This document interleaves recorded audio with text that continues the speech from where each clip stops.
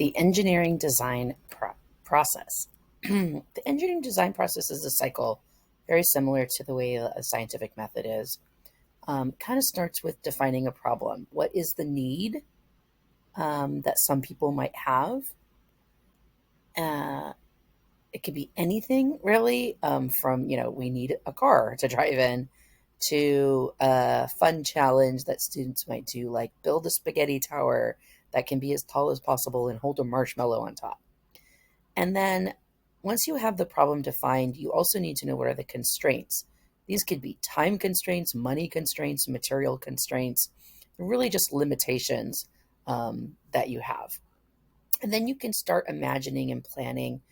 Sometimes that includes research, just brainstorming, just thinking up possible solutions or ways that you're going to design a device that's going to solve the problem. Then you create it, you actually build it. Then you test it out, see how it works. A lot of times that means going back to the drawing board to improve, redesign, retest as needed. And it's always, an ongoing process. So the real focus is the engineering practices that we'll try to practice are these ones: defining a problem, or at least identifying what the problem is, developing and using models. Like, usually you would sketch out what the prototype will be. So you're making a model of the solution, labeling the materials used and all of that. Designing the actual solution is part of the modeling process. And then, of course, communicating that with others to share. So an example of an engineering problem that I used before is something like spaghetti towers. It's kind of a intro to engineering, typical kind of build and fun team building activity that also is an introduction to STEM and engineering. So it might be a challenge like build the tallest freestanding structure when measured from the bottom of the structure to the top of the marshmallow. Usually has to hold up the marshmallow as high as possible. This is a quick sketch of one possible way that a team might have built this. So this is the problem, right? It's like, what do you have to try to solve? Then you're usually given a set of which materials you can use and what you can't do.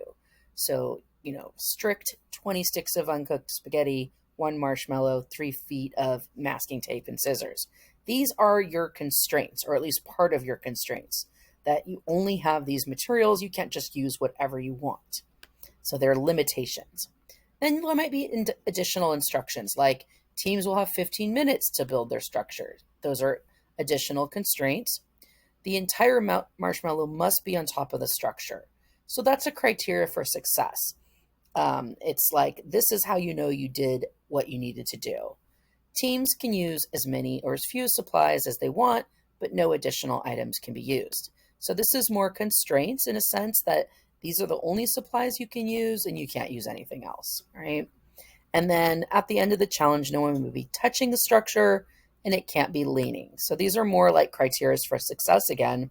So a lot of times you kind of have to pick apart all the pieces to see what the problem is and how to solve it. So you kind of have to break it down.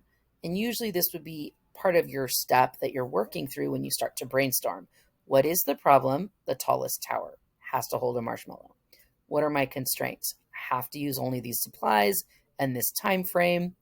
And then to know whether it was successful. Did it meet the criteria for the problem and follow the constraints? Like, did it actually hold up the marshmallow without falling down, without being held, and following the constraints and limitations that you were given?